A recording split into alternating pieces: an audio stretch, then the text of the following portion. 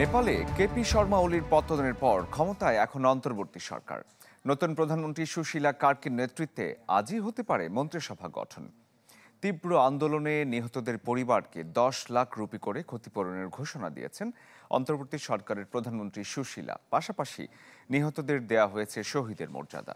এ পর্যন্ত আন্দোলনে নিহতের সংখ্যা দাঁড়িয়েছে 72 জনে। জেনজি বিক্ষোভের উত্তপ্ত দিনগুলোর আপাতত হয়েছে অবসান।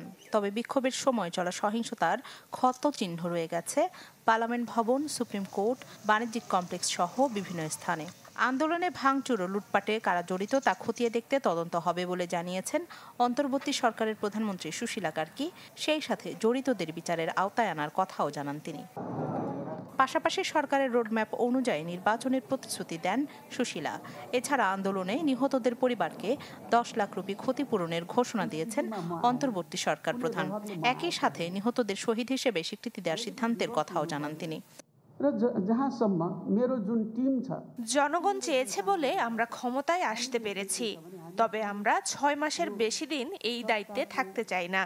অন্তর্বর্তী সরকারে থাকার এই সময়গুলোতে অর্পিত দায়িত্বগুলো পালনের পর নির্বাচিত সরকারের হাতে ক্ষমতা হস্তান্তর করাই আমাদের লক্ষ্য।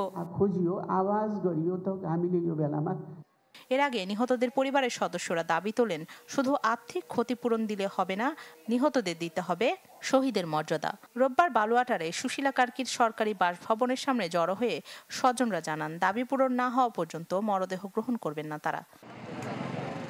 রাজধানী কাঠমান্ডুতেও নিহতদের স্মরণে মানববন্ধন করেন স্থানীয় বাসিন্দারা।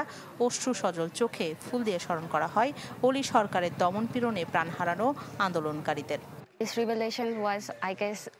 আমি আমার নিজের দুনিয়ায় ব্যস্ত ছিলাম, কিন্তু এখন আমার মনে হচ্ছে এই দেশের একটা বড় অংশ আমি। আমার অনেক দায়িত্ব রয়েছে নেপালের প্রতি। এদিকে দুর্নীতি সংস্কারের দায়িত্ব কাঁধে নিয়ে রোববারই দেশটির অন্তর্বর্তী সরকারের মন্ত্রিসভা গঠন হওয়ার কথা। নতুন মন্ত্রিসভার সদস্য হিসেবে সামনে এসেছে ওম প্রকাশ আরিয়াল, বালান্ত শর্মা, চিকিৎসক ভগবান কৈরালাস সহ বেশ কয়েকজনের নাম। সাধারণত নেপালের মন্ত্রিসভা 25 সদস্যের হলেও সুশীলা নেতৃত্বাধীন মন্ত্রিসভার আকার হতে পারে 10 থেকে 15 সদস্যের। ওলি সরকারের পতন ঘটানো, জেনজিদের আন্দোলনে নেতৃত্ব দেয়া তরুণদের মধ্যে কয়েকজনকে মন্ত্রিসভায় যুক্ত করার প্রস্তাব দেওয়া হয়।